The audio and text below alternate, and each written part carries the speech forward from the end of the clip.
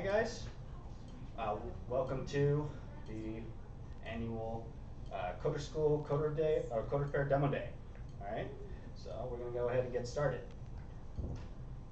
So, I'm Michael. I'm the facilities manager. I'm usually over at Henderson, so that's maybe why you don't recognize me. But I've worked with a lot of these kids for a long time, and with a lot of their coaches. So it's really exciting to see them having moved up from just basic computer language skills to all the way to coaching. And I wanted to sort of talk to you guys about why it's important that they're doing what they're doing. Why coding is an important skill that they're developing, especially at this young age. It teaches a multitude of skills outside of just tapping numbers on a computer. It teaches problem solving, math, language skills, project-based goals, creativity, teamwork, all these different level multi-layered skills that the kids are picking up. And these are talents that they're gonna have developed for all their childhood and even into adulthood. So they're going to be looking at better prospects for a lot of different jobs, even outside, if they decide to go outside of computer science. Coaching is especially important because they get to practice their presentation skills, just like today, but they also work on specific projects and project-based learning, as well as developing that college portfolio and resume that's really going to help them if they have all this experience before they even enter a professional or educational system. And it's also, at the end of the day, coaching is just great for gaining inspiration. The normal classes, we can take them only so far before they need to, they need to start writing their own code. They need to start making their own project, something they're passionate about. So that's why we push them into coaching, and that's why we're really glad that you guys have helped them along the way. So again, we're really proud of these students, and we're really excited to see what they have to present and what they're capable of for the future. So we're going to go ahead and get started with our first presenter, Andres. Hello, my name is Andres, and I'll be presenting you a project I made in Tree.js. I'm 12 years old and I go to Hyde Park Middle School. I go to 6th grade in case you're wondering. And I like to play golf, I like coding and Tree.js, and I like to make joke projects. My project, orbiting, and the planet has two moons and a bit like. The planet has two rings that are berserk. The rings go berserk every once in a while. And I made my project an inspiration of Earth and Saturn. Next, what I have learned: materials, basic, Lambert, and Phong. Lights, point, texture loader function, change color of light and shape, which is the hardest step. The shapes and lights involved in this are the box, the sphere, modified to look like an octahedron, and point light. The shapes I learned are torus, sphere, dodecahedron, and box. Rotations and positions, which is most fun. Math.sine, math.cosine, math.tangent. 1 over math.cosine to make second function. Math, plus equals, minus equals, equals, times, plus, plus plus. Math.random, math.round. Constants, ticker, if, else if, equals. So then, for the materials on this, what's the difference between the basic and the Lambert and the Phong materials? So the basic material does not take in light and does not cast a shadow. The Lambert material It has like less of a reflection. has less of a reflection than the Phong material, Okay. where the area that the light is hitting is white instead of being the material color. So then those, so what function did you use to make those orbits go berserk sometimes? The math.tangent and the 1 over math.cosine. Thank you for viewing my presentation. Oh no, I did not make a QR code for this page. I deserve a raise. Okay, just kidding. Over here.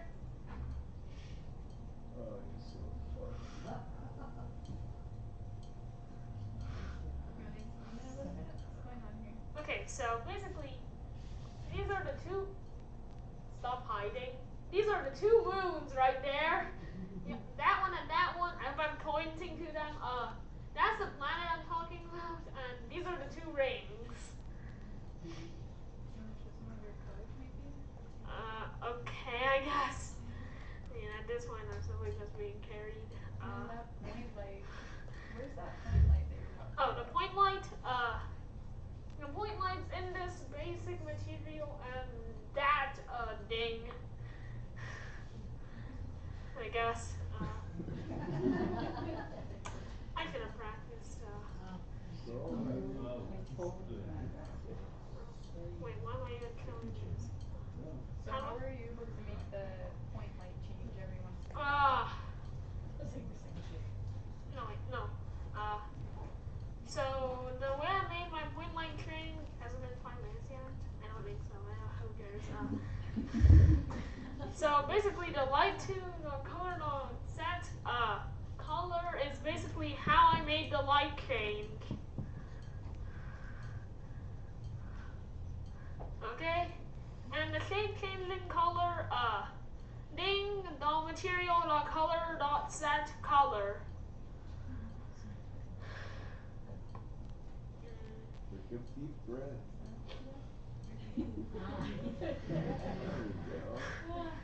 So basically, What about some of those math functions they use to map out cosine? For so the over rotation? here, wait, what happened to the lights? So over here are the functions for the rotations and the positions, I guess. And what was it? What are those if statements for? The if statements are for the one. 1 second, 1 second.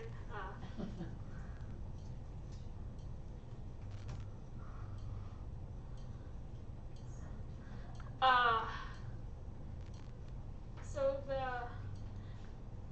rotations and so the if statements are for this color changing moon you might have seen.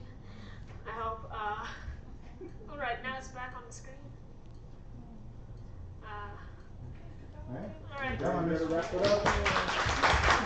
Next, Ariana. Ariana. Alright. And this is the CoderFair this is my CoderFair presentation. And things about me. My name is Ariana and I'm 11 years old. I go to Bonner Elementary School. My hobby is coding. My coding experience. The languages I have coded in are Python and C#. So I started in Python and then I started in, halfway through I started into C#, and I like C# way more than Python.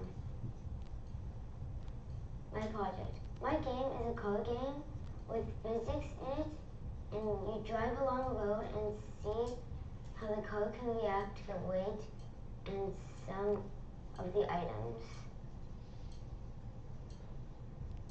Things I have learned. I learned things like the axis modifier and how you need to make a variable public to change it into unity.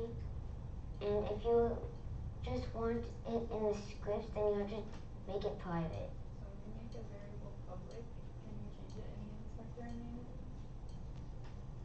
You can change the speed, for example, for the car, right? What was the question? So when we make something public, we can change it in the inspector in Unity, as opposed to making it private, where we can't do that.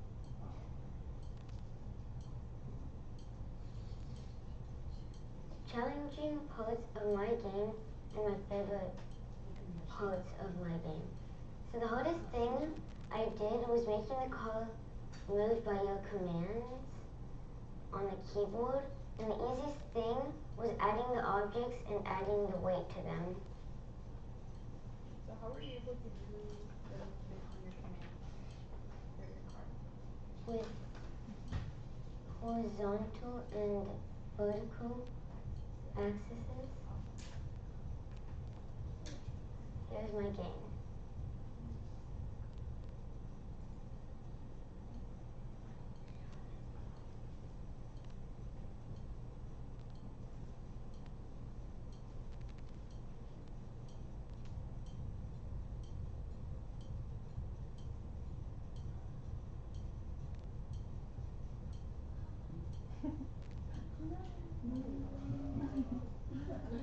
Oh no.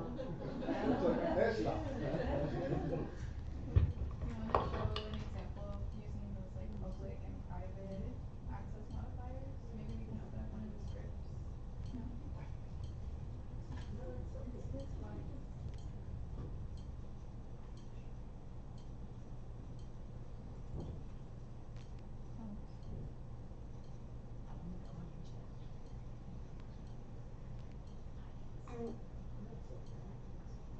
And everything I have is public and not private, because if it was not public, then it would not be able to transfer to Unity. It would just stay on the scripts. We'd still be able to use it in Unity, but we wouldn't be able to use it outside the class, right? Good job. All right, Levon, come on up. Go on. My game name is Hamster Loves Apples. About me is I'm 12. I like coding. This game, like, I've done Python, JavaScript, and C#, and this is my newest game. I don't see the narrator notes. Do I have the narrator notes?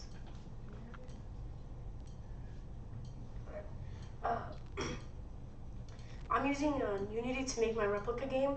Unity is a software for making games. It uses a coding language called C#. The GIF you see on the screen shows a dash that makes you jump higher in Celeste. I use the same concept in my game. The easiest part of making my game. The easiest part of making my game is the levels and making the characters. It was the easiest part because the levels was fun, and finding the character. Oh, I can't. And finding the characters sprite was interesting, since I had the opportunity to look through tons of art and choose the one I desired. The hardest part of making my game was the movement, because of how many things you need to add to make a good Celeste movement replica. For example, air acceleration and ground acceleration. How long it took to create my game? It took me 4 to 6 months to develop my 2D platformer game. I enjoyed the time it took to create the game, since I could choose what to do next. The video you see there is the original prototype of my game. And how to play my game. To play my game, you use the arrow keys. You use Z to jump and X to dash. I know it's weird keypads, but you get used to it after a day. And demo time. Yeah, okay. So I have 3 levels. I think this is the first one. So what you do, there's obstacles in your way. The red apples give you 1 point, while the green ones give you 2. Like the green ones are very hard places to get, but it's pretty easy for me.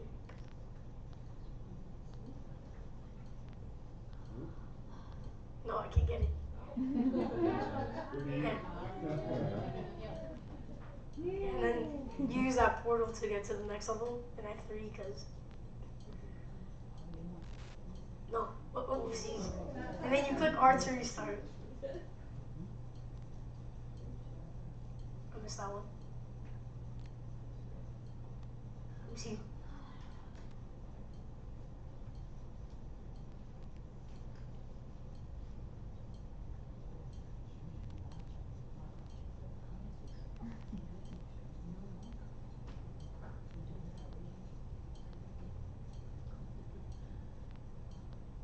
Okay. No. Wait. Just give me a second. I'm a little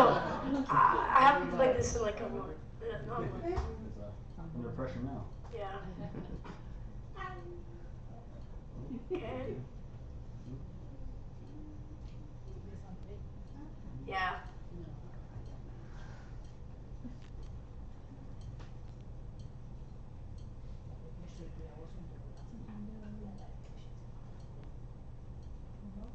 Yeah. There There. you go. Good job. And one last thing, I owe Michael Connors 10% of my revenue. He gave me I gave him permission, so don't fire him. And yeah, let it. Alright, Oliver. Oliver. Hello everybody, my name is Oliver Tewell, and this is the reinvented marble maze, which is coded and designed on Unity. So, a typical marble maze has a stationary platform and a rolling ball, but our game takes advantage of that platform by allowing you to rotate it to move the ball. So, some of the difficulties in making this would be controlling the player's speed and having it collide with the map, as well as designing and then importing the maze, but some of the easier parts were creating the camera angles, as well as importing and designing the idea. So, it's still in progress. It's taken about 2 months so far, and this is kind of just the established base of it. There's ideas for more levels, sprites, and other variables to affect the player experience and also do some of the code for it. So to play, you can actually use an Xbox controller or standard WASD on the keyboard, and it's pretty understandable anyway. So, sorry. So I'm gonna demo it. I see the ball is on one side of it, the flag is on the other, and you just rotate the maze to try and bring the ball to the flag. So there are actual real life games of this on wooden boards that you can move with your hands, but this is obviously a virtual recreation of it with code, so I hope you like it. And the end. Thank you. Out. Good luck.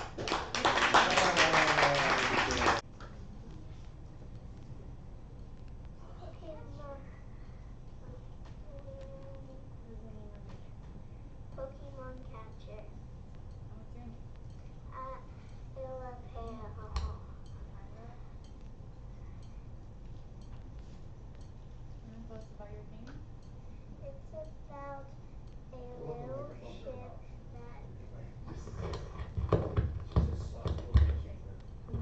that goes around and shoots Pokeballs to catch Pokemon. It's almost made in scratches. What's your favorite part? My favorite part is all the Pokemon I got to put in.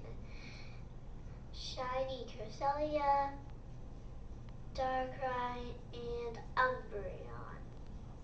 Awesome. Which one is your favorite one? The shiny Cresselia. What was the most difficult part?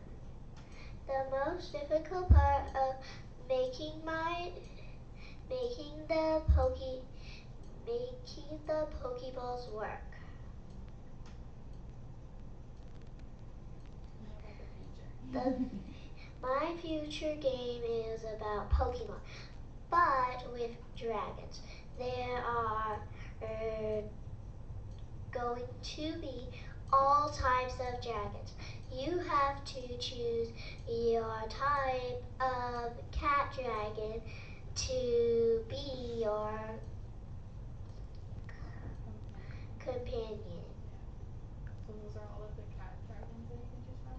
Yeah. Thank you for listening.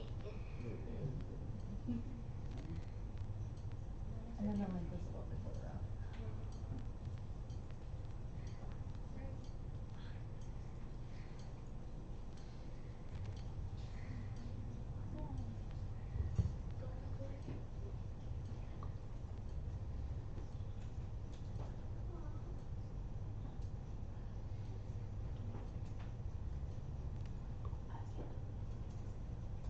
You wanna tell us about it a little bit? What's happening? So I'm throwing masticles at all of the different type of Pokemon. Now there's no more. Thank you, Ira. Alright, Mark. Come on up.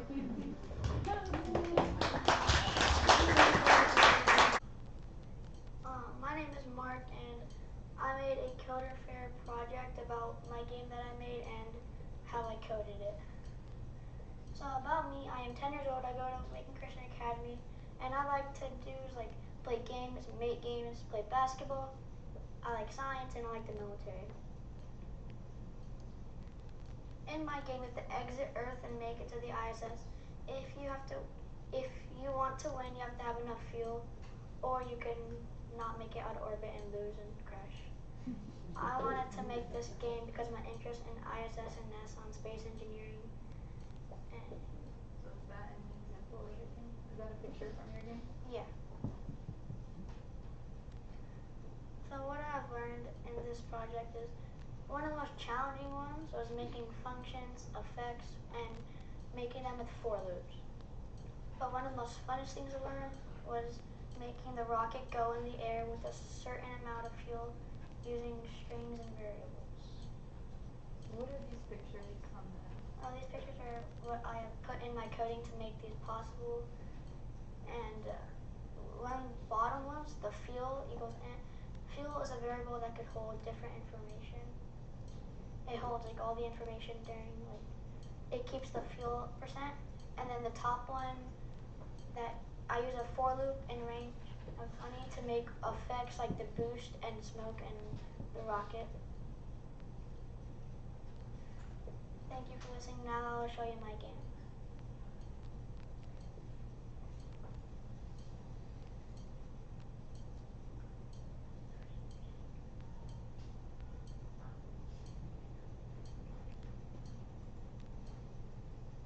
So it would ask you how much fuel you want to use. I'll put that, and then it would go up. But if you don't have enough fuel, it'll crash. But if you do have enough fuel, it will go out of orbit. So once it reaches out of the line, it got out of orbit, and it'll just keep going and going and going. And that's my game. Rooney, come on up. Rooney. My name is Rudy, and my project I'm showing you is App Encyclopedia.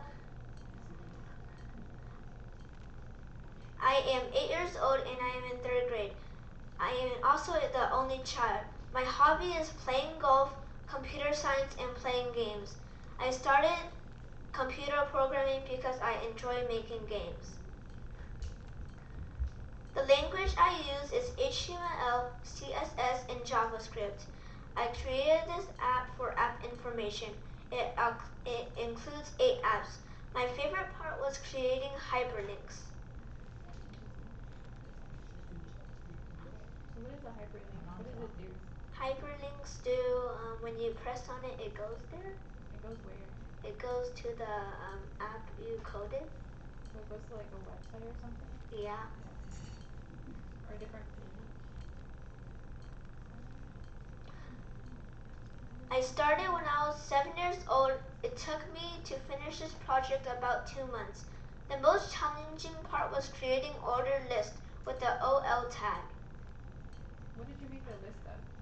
A list of apps. Yeah, all your apps. Here is my app.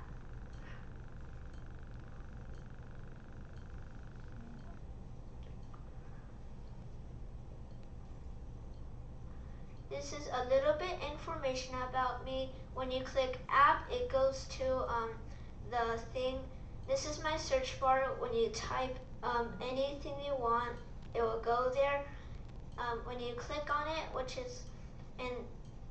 this is the creators of it, this is the publishing date, and this is the rating.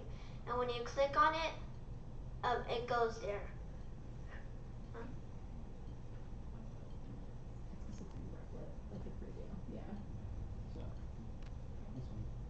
It takes you to the website, but because of how Replit works, it wasn't gonna take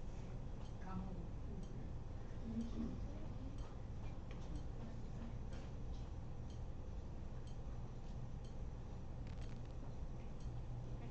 So where's the list of all of the apps? Apps HTML. Here. And are there any hyperlinks in there? need to go to one of the hyperlinks here is over here. Good job. So, that concludes our presentations.